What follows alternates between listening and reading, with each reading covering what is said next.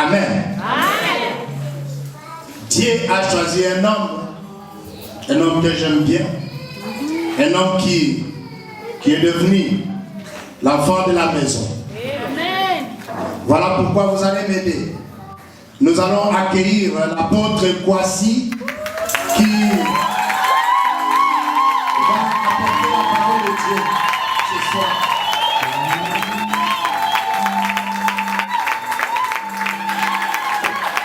Que Dieu vous bénisse. Je vais m'entretenir avec vous de la part du Seigneur sur 7 points aujourd'hui. Il y a quelqu'un 7 points. Il s'agit de 7 conditions de l'envoyé de Dieu. Alléluia. Amen. Hier, le pasteur Jean-Marie a parlé de la part du Seigneur. Il nous a entretenu sur certaines révélations très importantes du ministère que Dieu nous donne à chacun d'entre nous. Et nous allons prendre notre Bible tout de suite dans le livre de Actes des Apôtres, le chapitre 22, le verset 21. J'aime bien souvent que quelqu'un m'accompagne dans la lecture, à moins que je cède mon micro-baladeur. Alléluia. Qui est-ce qui est prêt à lire la parole de Dieu? Actes chapitre 22, verset 21. Je peux avoir un autre micro, s'il vous plaît? Je vais céder mon micro-baladeur pour que quelqu'un nous lise la parole de Dieu. Si quelqu'un a trouvé Actes chapitre 22, verset 21. Oui, mon frère, tiens.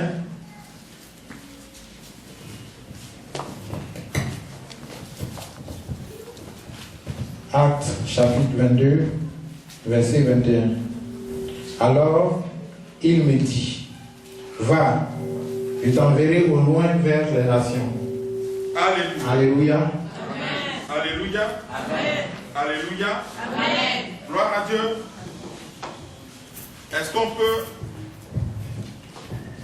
Tout le monde suit, hein? Actes chapitre 22, verset 21. On n'a pas bien entendu? Alléluia. Je vais relire simplement ce que le frère vient de lire. Que Dieu te bénisse, mon frère. Actes chapitre 22, verset 21 nous dit ceci. Alors il me dit, va, je t'enverrai au loin vers les nations.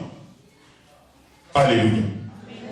Pour situer un peu le contexte, il s'agissait de Jésus qui parlait à l'apôtre Paul. Il n'était pas encore apôtre, il s'appelait Saul. Alléluia. Et ce Saul était celui qui persécutait les enfants de Dieu, ceux qui avaient reconnu Jésus-Christ comme leur Seigneur et leur Sauveur. Et un jour, pendant qu'il était en train de partir sur le chemin de Damas, Jésus-Christ l'arrêta, le stoppa net et le prit pour le mettre à son service. Alléluia. Et Saul, en ce moment précis, se demandait ce qui lui arrivait, puisqu'il était avec un certain nombre de personnes, de serviteurs, enfin ses serviteurs à lui, puisque c'est les personnes qui l'accompagnaient pour accomplir sa sale besogne. Ces gens avaient vu l'éclat de lumière, mais n'entendaient pas la voix de Jésus qui disait à Saul, pourquoi me persécutes-tu? Pourquoi me persécutes-tu? C'est vrai que Jésus n'était pas parmi les personnes que Saul persécutait, mais parce que tu persécutes un enfant de Dieu, tu persécutes Dieu. Alléluia. Parce que tu trompes un enfant de Dieu, tu trompes Dieu. Alléluia. Parce que tu frappes un enfant de Dieu, tu frappes Dieu. Alléluia. Et Saul, en ce moment précis, s'est rendu compte qu'il avait affaire à quelqu'un d'exceptionnel. Et c'était ce Jésus. Et le contexte ici, Saul était devant le tribun, il était en train de raconter ce qui s'était passé dans sa vie, en ce moment précis, en cet instant précis.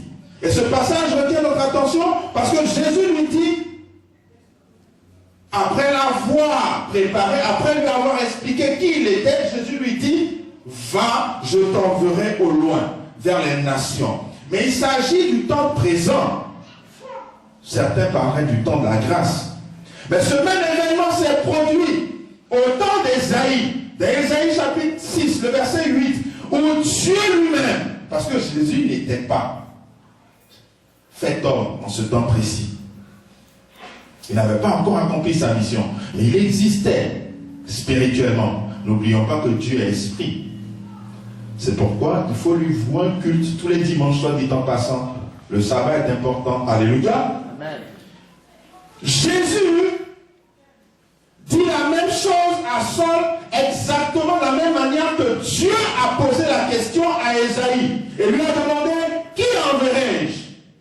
Mais quels sont ces gens, le Père et le Fils, qui chaque fois posent des questions, à savoir qui ils enverront? Ne sont-ils pas tout puissants? Ne peuvent-ils pas décréter? Genèse nous a raconté que Dieu s'est levé, il a dit que la terre soit, et la terre fut. Dieu peut se lever et dire que toute la terre soit gagnée. Et la terre sera gagnée. Parce que lorsque Dieu décrète, personne ne peut changer le décret. Tout ce que Dieu dit, personne ne peut le dire. Mais d'où vient-il que Dieu a besoin de nous pour nous envoyer? Alléluia. La première condition, il s'agit donc d'être des ambassadeurs. Amen. Quand tu es un envoyé, tu es un ambassadeur. Dis à quelqu'un ambassadeur. Oh, c'est les ambassadeurs qu'on envoie un peu partout dans le monde pour représenter les États. Il faut avoir conscience que si tu es ambassadeur, tu es important. Regardez les résidences d'ambassadeurs dans tous les pays du monde. C'est souvent acheté par le pays qui les accrédite parce qu'ils ont des lettres d'accréditation. Ils ont un budget de fonctionnement. Et quand ils partent, on les appelle excellence. J'ai pas entendu. Excellence. Vous êtes des excellences. Amen. Alléluia. Amen. Vous et moi sommes des excellences. Appelons-nous excellence. Alléluia.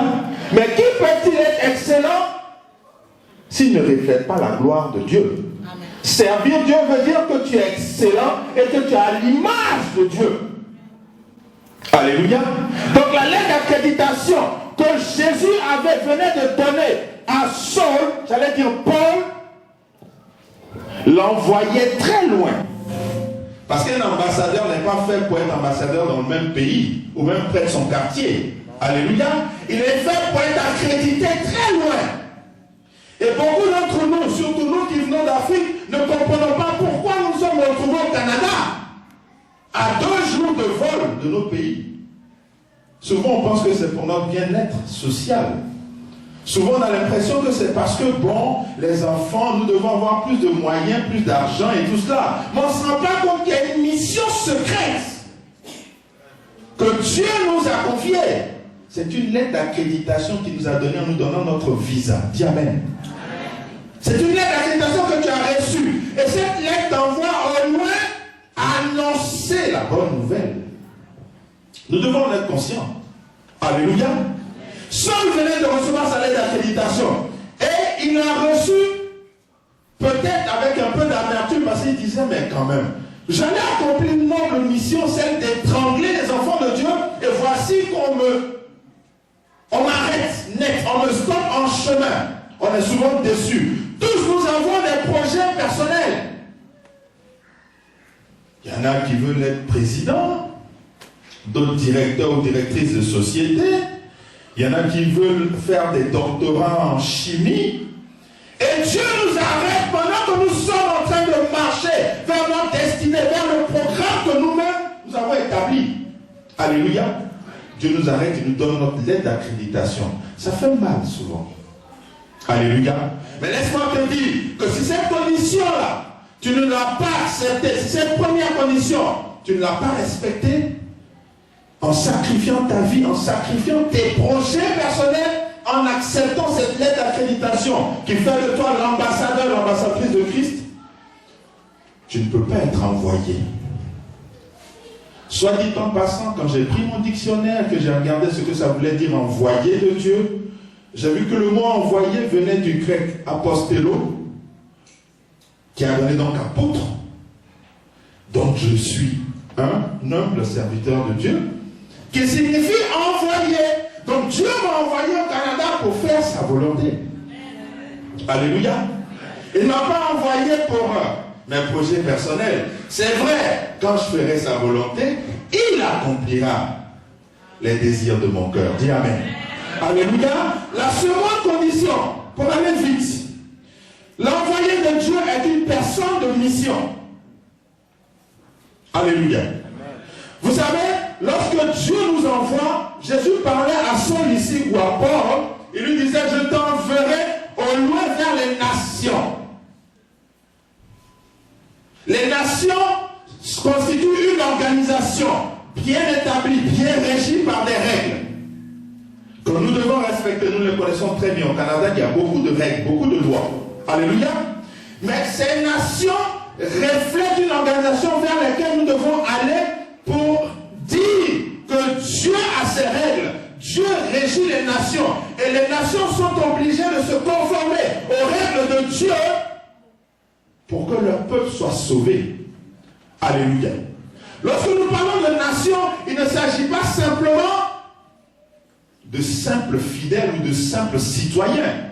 Les serviteurs et les servants de Dieu qui sont envoyés en mission doivent s'adresser aux autorités des nations. Souvent, je vois plusieurs serviteurs de Dieu, des servants de Dieu qui arrivent dans les nations, qui installent des églises et qui sont dans leur coin et qui reconstituent leur ville natale dans la nation où on leur a envoyé. Pourtant, il faut s'ouvrir. Parce que Dieu nous envoie en mission vers les nations. S'il s'agissait de travailler pour notre communauté, on serait resté dans nos pays. Alléluia. Le message est clair. Il s'agit d'aller en mission vers d'autres nations. C'est pour cela que la parole de Dieu nous parle de prophètes des nations ou d'apôtres des nations. Deux ministères itinérants qui font que ces deux personnages voyagent beaucoup. Alléluia. Amen, amen. Ce rôle de missionnaire justifie un peu le travail que Dieu a commencé à faire dans son peuple. On va lire un peu de quoi il s'agit. Lisons Lévitique chapitre 25. Comment Dieu a établi au sein du peuple d'Israël. Lévitique chapitre 22, je ne sais pas si quelqu'un veut lire parce que mon micro ne marche pas. Je vais lui passer mon micro. Celui-là ne marche pas encore. Hein. Il marche maintenant. Alléluia. Amen, amen. Voilà, je vais passer le micro à quelqu'un d'autre. Lévitique chapitre 27, à partir du verset 8. Nous allons lire rapidement. Vous allez voir un peu comment Dieu a parlé. Nous lisons la parole de Dieu. Oui. Tu compteras 7 sabbats d'année, 7 fois 7 années, et les jours de ces 7 sabbats d'année feront 49 ans. Le 10e jour du 7e mois, tu feras retentir le son éclatant de la trompette. Le jour des expiations, vous sonnerez de la trompette dans tout votre pays. Et vous sanctifierez la 50e année, vous publierez la liberté dans le pays pour tous ses habitants. Alléluia. Ce sera pour vous le jubilé. Amen. Chacun de vous retournera dans sa propriété et chacun de vous retournera dans sa famille. Alléluia. Dieu te bénisse, serviteur de Dieu. Ici, je vais vous faire saisir quelque chose. Dieu, sur le plan spirituel, est en train d'établir une règle spirituelle. N'oublions pas que Dieu établit toutes les règles spirituelles. Satan n'a rien fait. La Bible déclare qu'il est le singe de Dieu. Dieu est en train d'établir une règle, une loi spirituelle qui s'est retrouvée à la Pentecôte. Regardez ici. Dieu parle de compter 7 sabbats d'années, 7 fois 7 années. Il s'agit de multiples de 7. Alléluia. Nous savons que le 7 est le chiffre parfait. Dieu compte 7 fois 7, ça fait combien? Ceux qui ont fait un peu d'école de mathématiques, 7 fois 7, ça fait 49.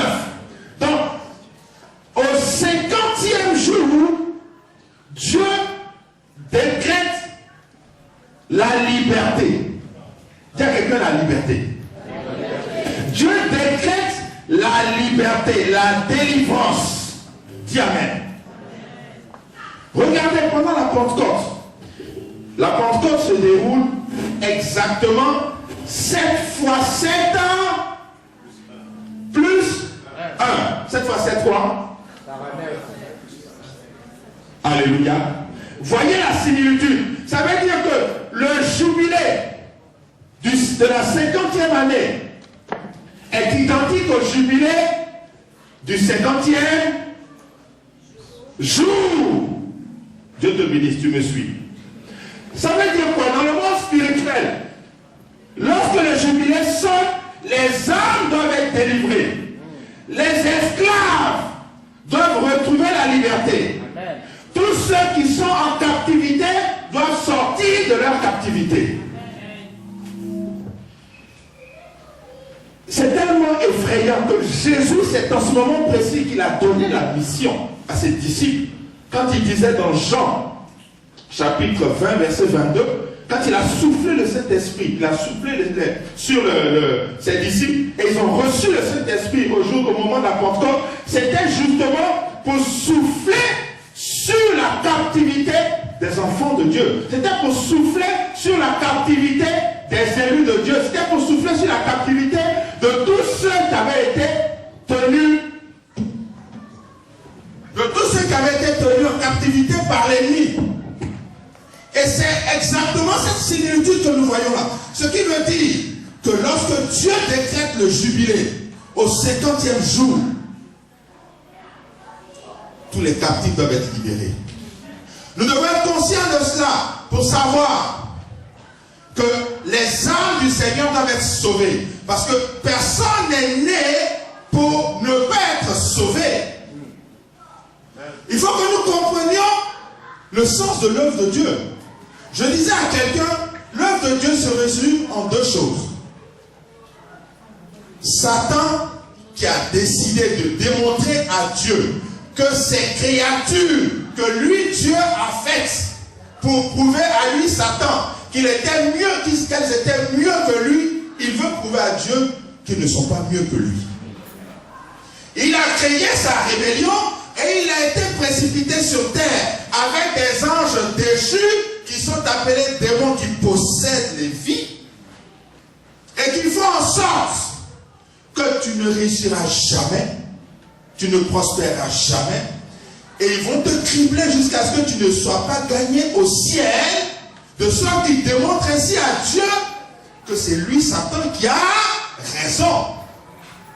Nous, notre rôle en tant qu'envoyé de Dieu, c'est justement de faire front à cette besogne et d'expliquer à Satan qu'il a tort et de gagner les âmes au royaume de Dieu. Alléluia. Amen. Lorsque nous avons compris cela, nous comprenons très bien pourquoi Dieu parle de délivrance. Pourquoi Dieu parle de jubilé. C'est une mission qu'il nous confie. Il ne s'agit pas de se mettre dans des églises, faire des one-man shows. Il ne s'agit pas de se mettre dans des endroits et commencer à se faire de la concurrence entre serviteurs ou servants de Dieu. Non, il s'agit de travailler à démontrer à Satan qu'il a tort. Amen. Alléluia. Amen. Et c'est en cela qu'on aura fait la mission que Dieu nous confie. Dis Amen. Dis à quelqu'un, j'aime la parole de Dieu. Dis à quelqu'un, j'aime la parole de Dieu. Bizarrement, en grec, dans cette langue grecque, le mot Pentecôte signifie 50. Alléluia. Le mot Pentecôte en grec, c'est 50. Ce qui veut dire qu'en clair, à la Pentecôte, c'est le jubilé de Dieu. Et le Saint-Esprit vient nous, qui avons accepté d'être envoyés de Dieu, de travailler par le Saint-Esprit pour délivrer les âmes. Alléluia. Amen. Alléluia. Amen. Troisième condition de l'envoyé de Dieu. Rendre compte des âmes. Il faut que nous soyons capables de rendre compte des âmes. Nous allons le voir. Je vais le lire rapidement pour ne pas être distrait. Genèse chapitre 9, le verset 5, pardon. Je lis la parole de Dieu. Sachez-le, c'est Dieu qui parle. Aussi je redemanderai le sang de vos âmes, je le redemanderai à tout animal, je demanderai l'âme de l'homme à l'homme, et l'homme qui est son frère. Tous nous sommes responsables de notre entourage et de ceux vers qui Dieu nous envoie. Imaginez-vous ce Dieu m'a conduit au Canada. Si rendu au Canada, je m'étais caché, quand bien même que je me cache, il y a certains serviteurs de Dieu ici, ils m'ont vu et dit, non, toi, Dieu m'a dit que tu es son serviteur, mais tu ne dis pas là, qu'est-ce qui se passe? Alléluia. Parce que quand bien même on se cache, Dieu révèle notre identité. Parce que nous devons être à notre poste pour accomplir la mission. Si la mission pour laquelle Dieu m'envoie au Canada, j'échoue, je rendrai compte. Alléluia. Si la mission pour laquelle Dieu t'a mis dans ton mariage, pour que ton mari ou ta femme soit sauvé au travers de toi, tu échoues, Dieu te demandera des comptes. Si la mission pour laquelle Dieu t'a donné des enfants et que tu n'arrives pas à contribuer à ce que ces enfants soient sauvés, mais Dieu te demandera des comptes. Si la mission pour laquelle Dieu, Jésus j'allais dire, a envoyé Paul parmi les païens, si Paul avait échoué, si Paul n'avait pas persévéré, bien qu'il ait été en prison, alors que toi et moi n'avons pas encore été en prison, acclame Jésus. Mais il a persévéré parce qu'il savait qu'il devait rendre compte des âmes vers qui Dieu l'avait envoyé. Dis Amen. Et Dieu le demandera à chacun d'entre nous. Qu'as-tu fait de ton frère, de ta soeur? Qu'as-tu fait de ton voisin, de ton collègue de travail? Alléluia. Quatrième condition. Il s'agit pour nous de combattre Satan. Tout à l'heure, j'ai expliqué que notre mission, c'était de travailler à empêcher l'œuvre de Satan de s'accomplir. Donc, qui travaille pour l'œuvre de Dieu travaille contre l'œuvre de Satan. Nous comprenons. Il ne s'agit pas le matin d'être pasteur ou bien d'être responsable ou bien d'être chrétien et puis le soir d'aller faire autre chose. Alléluia. La Bible déclare que si tu es avec Jésus, alléluia, tu ne peux pas être contre Jésus. Jésus était accusé de servir Belzébul. Mais Belzébul ne peut pas se détruire. Celui qui est de Satan détruit les œuvres de Dieu. Celui qui est de Dieu détruit les œuvres de Satan. Celui qui est de Dieu, qui détruit les œuvres de Dieu, c'est qu'il ne peut pas tromper Dieu. Il peut peut-être tromper les hommes, mais pas Dieu. Alléluia. Il s'agit de combattre Satan. La Bible déclare dans Jean chapitre 14, verset 30 que Satan est le prince de ce monde. Il est même le Dieu de ce siècle. Dans 2 Corinthiens chapitre 4, verset 4. Mais regarde, Satan est le prince de ce monde. Ça veut dire que Satan régit le monde. Ne t'étonne pas que toute la terre entière soit sous l'emprise de Satan. Le chrétien que tu es, la chrétienne que tu es à l'étranger ici. Parce que tu n'es pas dans ton environnement normal.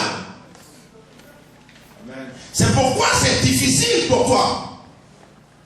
Les méchants prospèrent, c'est vrai, mais ils sont dans le monde de Satan. Ils sont dans leur environnement. Alléluia.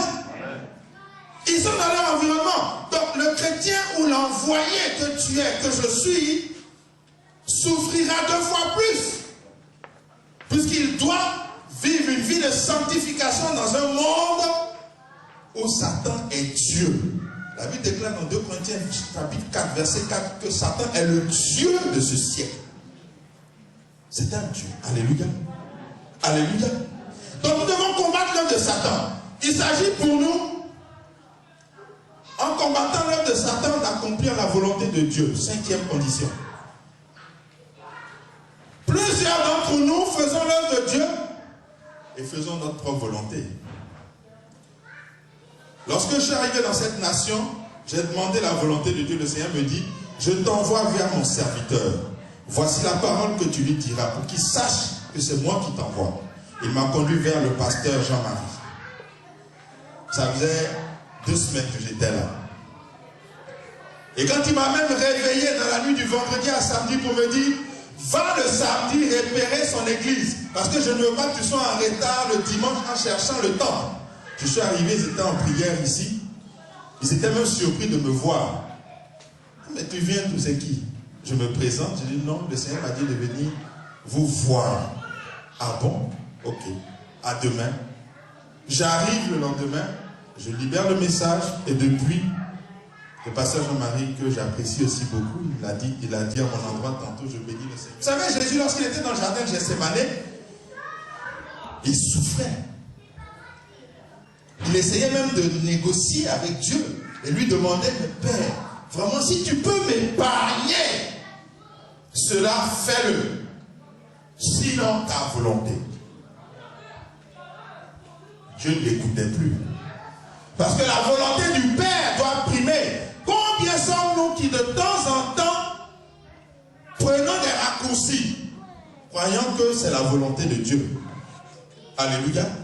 Combien sommes-nous qui étant envoyés?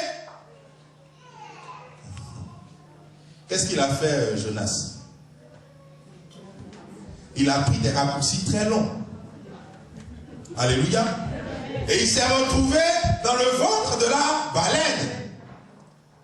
Et c'est en ce moment qu'il s'est rappelé de la mission qu'il avait. Cette cinquième condition nous interpelle tous. Nous devons faire la volonté de Dieu.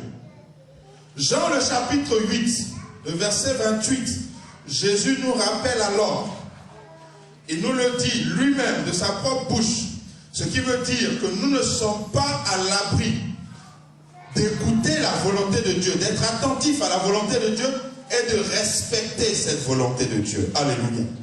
Jean chapitre 8, le verset 28 dit ceci, et je vais lire la parole de Dieu. Jésus donc leur dit, quand vous aurez élevé le Fils de l'homme, alors vous connaîtrez ce que je suis, et que je ne fais rien de moi-même, mais que je parle selon ce que le Père m'a enseigné. Alléluia. C'est bien clair. Jésus ne parle que par rapport, que selon ce que le Père lui a enseigné. Il ne s'agit pas pour lui de rajouter un mot de plus, ni d'en retrancher un seul. La sixième condition et avant-dernière, Jésus a envoyé ses disciples 2 à 2. La condition de l'envoyer que vous et moi sommes, c'est que nous devons accepter de travailler en équipe. Amen. Les gens se demandent, mais Jésus avait 12 disciples. Il n'en avait pas 13. C'est Satan qui aurait pu avoir 13. Mais Jésus en avait 12. Il n'en avait pas 11 non plus. 12 est un chiffre pair. Donc le calcul s'est fait très simple. Il a fait 6 groupes de 2. Alléluia. Amen. Tu as la révélation. 6 c'est le chiffre de l'homme. Amen, amen. Amen. Et donc Jésus les envoie 2 à 2. Souvent, lorsque nous nous obstinons à faire l'œuvre de Dieu seul, on se disqualifie. Lorsque Dieu t'enverra, il enverra toujours des personnes auprès de toi pour t'aider à travailler. Et il t'enverra toujours des seconds. Même si tu es tout seul, nous les apôtres qui baptisons, Dieu nous a toujours envoyé des gens. Il y a toujours un prophète à côté, ou peut-être un évangéliste ou un pasteur. Parce que seuls, nous ne pouvons pas vaincre Satan. Alléluia. La parole de Dieu nous dit que lorsque 2 sont assemblés et prient dans le nom de Jésus-Christ de Nazareth, il exauce nos prières. Tu peux être seul à prier. Dieu exaucera tes prières, mais tu ne seras pas fort spirituellement. Parce que Dieu construit dans l'unité. Alléluia. Il s'agit donc pour l'un et pour l'autre de se soutenir. Ce que j'observe au travers de tous les voyages que je fais, c'est que l'œuvre de Dieu souffre de problèmes entre ses serviteurs et ses servantes. Et lorsque les gens sont établis dans les nations, au lieu de se soutenir, oui, moi j'ai la plus grande église, oui, moi je suis ceci, je suis le plus loin, je suis cela, ça ne glorifie pas Dieu. On n'est pas ambassadeur dans ces conditions. Parce que même l'ambassadeur du monde, il a une équipe qui l'accompagne. Comment ça s'appelle? C'est une suite diplomatique. Dieu te bénisse, homme de Dieu. Alléluia. Cette suite diplomatique s'exerce aussi dans l'œuvre de Dieu. Mais nous l'oublions souvent. Et lorsque nous sommes établis, nous n'écoutons plus ce que Dieu envoie auprès de nous. Alléluia. Parce que nous sommes détenteurs de la vision. C'est un rôle très dangereux. Alléluia. Ceci nous conduit au fait que Dieu veut que nous le servions. Jésus recrute, je te le disais tout à l'heure, je vais m'arrêter sur ce 7e point. Et nous allons prier. Jésus recrute. Et lorsqu'il recrute, il met à notre disposition un instrument puissant. C'est le premier des instruments, parce que je vais te parler aussi des autres moyens, des autres éléments que Dieu met à notre disposition pour accomplir sa mission. Je suis ambassadeur, je suis accrédité par Dieu. De qui voulez-vous que je reçoive mes lettres de créance? De Dieu, ma lettre d'accréditation, pardon, de Dieu. Et ces lettres d'accréditation, lorsque j'arrive dans la nation où Dieu m'envoie, je dois présenter mes lettres d'accréditation. Plusieurs ont reçu l'onction prophétique, mais ont peur ou ont honte d'aller présenter leurs lettres d'accréditation. Là où Dieu les envoie. Alléluia. Il est mieux pour toi et pour moi de n'avoir pas connu Dieu, de ne même pas le servir, que de le servir dans ces conditions. Alléluia. Et il serait mieux de ne pas le connaître. Vous savez, Israël est le peuple béni de Dieu. La Bible déclare que le salut vient des Juifs. Mais tous les jours que nous ouvrons notre télé, nous voyons des bombes en Israël. Nous voyons beaucoup de problèmes en Israël. D'où vient-il qu'un peuple choisi de Dieu souffre autant? La désobéissance. Alléluia. Nous disons que nous sommes envoyés de Dieu. Nous sommes prêts à être envoyés par Dieu. Tout à l'heure, nous allons prier. Plusieurs envoyés viendront ici. Saisis par le Saint-Esprit. Mais il ne s'agit pas d'un cinéma. Il ne s'agit pas de dire, bon, je suis tombé, il y a eu ceci, il y a eu cela, je rentre ce mois, c'est terminé. Non, c'est un commencement. Il faut prendre conscience que cette mission est une mission très importante parce qu'il y va de notre salut et il y va du salut de tous ceux vers qui Dieu nous envoie. Vous avez raison, alléluia, d'être fou. Parce que tous les commandements de Dieu sont folie pour nous. Lorsque Dieu nous dit, va ici, on estime qu'il a tort. Parce que c'est nous qui sommes intelligents. Alléluia. Dieu nous demande de pouvoir recevoir le premier outil que Jésus a soufflé. Voici Jean chapitre 20. C'est pas loin, je suis dans Jean. Je vais vous le lire tout de suite, assez rapidement, et nous allons prier. Jean chapitre 20, le verset 22. Jean chapitre 20, le verset 22 dit ceci. Après ces paroles, il s'agit de Jésus. Il souffla sur eux et leur dit, recevez le Saint-Esprit. Jésus était en train d'envoyer ses disciples en mission. Il a soufflé sur eux. Qui a écrit, il a soufflé. Il a soufflé. Le Saint-Esprit s'est transmis par le souffle de Jésus. Alléluia. Le Saint-Esprit souffle comme un vent impétueux, dit la parole de Dieu. Le jour de la Pentecôte, le Saint-Esprit a soufflé. Alléluia. Et lorsqu'ils ont reçu le Saint-Esprit, Jésus les a envoyés en mission. Donc, allons voir au 7e point qui sont les moyens que Jésus nous met à notre disposition. C'est le Saint-Esprit d'abord. Ayez le Saint-Esprit. Le Saint-Esprit s'attriste quand nous vivons dans le péché. Le Saint-Esprit s'attriste lorsque nous ne sommes pas dignes d'être ambassadeurs de Dieu. Le Saint-Esprit s'attriste lorsque nous ne faisons pas la volonté de Dieu. Et comme David disait dans le psaume 51, à son Dieu, ne me retire pas ton Saint-Esprit. Le Saint-Esprit peut être retiré. Ce n'est pas une fin en soi. Alléluia. Et il nous donne aussi la prière et l'intercession.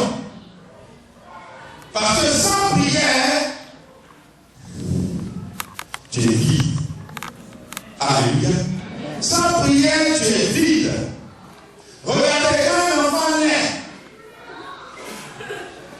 Et qu'on commence à l'allaiter, on commence à le nourrir. Au moment où on arrête de le nourrir, qu'est-ce qui se passe? Il se met à pleurer. Alléluia. Quand il pleure, on se rend compte qu'elle va lui apporter la nourriture. Et quand elle lui donne la nourriture, il s'arrête de pleurer. Alléluia. La prière, c'est notre nourriture quotidienne. Et Dieu permet que c'est des problèmes pour prier. Dieu permet que son œuvre soit dure pour pour intercéder, pour prier. Parce que si nous arrêtons d'intercéder, si nous arrêtons de prier, nous arrêtons d'exister. Alléluia. Et c'est pour cela qu'il s'agit. Jésus nous donne aussi un troisième moyen, qui sont les finances. Alléluia. J'ai déjà rendu mon témoignage dans cette église. Et il faut savoir que ce que tu as comme bien, comme finance, que tu mets à la disposition de l'œuvre de Dieu, tu le mets dans un compte céleste. Je suis bien placé pour le dire parce que dans cette nation, Dieu a permis que je sois conseiller financier, certifié par l'autorité des marchés financiers, donc je sais ce que c'est que faire des placements. Alléluia. Et quand je dis que le meilleur placement, c'est dans la maison de Dieu, c'est que je l'ai expérimenté. Alléluia. Lorsque tu places dans la maison de Dieu, les intérêts sont hors de l'entendement de tous les marchés possibles du monde.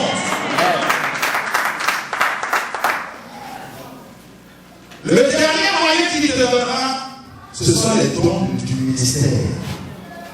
Alléluia. Les dons du ministère. Dieu a créé 5 ministères. Éphésiens chapitre 4, verset 11 nous le décrit très bien. Je vous laisse à la lecture. Mais il s'agit pour chacun de reconnaître son ministère. Soit dit en passant, il n'y a pas de promotion dans les ministères. Non. Alléluia. Alléluia. Il n'y a pas de promotion. Dieu disait à Jérémie, depuis le ventre de ta mère, je t'avais créé. Je t'avais choisi comme prophète. Jérémie n'est pas devenu prophète par le concours des circonstances. J'ai même rencontré les hommes de Dieu. Seigneur, pardonne-moi, je ne suis pas dit de juger ton serviteur. Qui parmi son prophète, celui qui auprès de leur vie spirituelle ne doit pas être prophète. Et il faut qu'il soit d'abord évangéliste, comme si l'évangéliste était moins que le prophète, avant d'être prophète par la suite. Ne changeons pas la volonté de Dieu. Alléluia. Dieu nous enverra, mais il faut savoir que les 5 ministères que Dieu a établis sont les ministères principaux de son œuvre, de son église. Ces ministères travaillent ensemble en synergie. Il s'agit aussi pour vous d'accepter ce qu'on appelle les ministères auxiliaires, qui sont les anciens, les diacres, les enseignants, qui d'autre? Interrogation orale. Personne ne répond, mais Dieu vous bénisse. Alléluia. Et ce sont tous ces moyens que Jésus met à notre disposition pour que nous respections ces 7 conditions de l'ambassadeur de Christ. Alléluia. Moi, pour ma part, je suis fier d'être ambassadeur de Christ. Parce que ce que je gagne comme salaire par le plus grand recruteur du monde, il n'y a aucune entreprise de ce monde qui me l'a donné. Alléluia. Aucune. J'ai travaillé dans les plus grands groupes de ce monde, j'ai fait des affaires partout dans ce monde jusqu'à ce que je me retrouve ici. Les autres m'ont donné souvent des billets de banque que je perdais souvent dans des choses viles. Mais ce Dieu-là a empêché par exemple des sorciers de m'atteindre. Alléluia. Les sorciers sont venus plusieurs fois, ils sont repartis. Ce Dieu m'a empêché d'avoir des accidents. Il fut un moment où chaque 2 semaines j'étais dans des avions. Il y a des moments où dans l'avion tout le monde pleurait, mais j'étais le seul serein parce que je savais qui je servais. Ce Dieu-là est capable d'empêcher des choses. Il y a des gens qui sont richissimes, qui ont des maladies qui leur coûtent trop cher. Vous ne savez pas ce que vous gagnez à servir ce Dieu. Alléluia. Je vous invite à le servir. On va se lever, on va prier. Le message est terminé, nous allons juste prier pendant quelques minutes. Parce que parmi nous, il y a des serviteurs. Tu as entendu 7 conditions qui te permettront de le servir. Certainement sans pour accomplir sa volonté. Dis-lui, Seigneur, me voici, envoie-moi. Prie ton Dieu, s'il te plaît. Prie ton Dieu. Prie ton Dieu. Dis-lui, Seigneur, me voici, envoie-moi. Je veux te servir. je veux te servir. Dis-lui, me voici, envoie-moi. S'il te plaît, parle-lui. C'est une entente entre lui et toi. Il n'y a personne d'autre entre vous. Le recruteur parle à sa recrue. Il n'y a pas d'intermédiaire.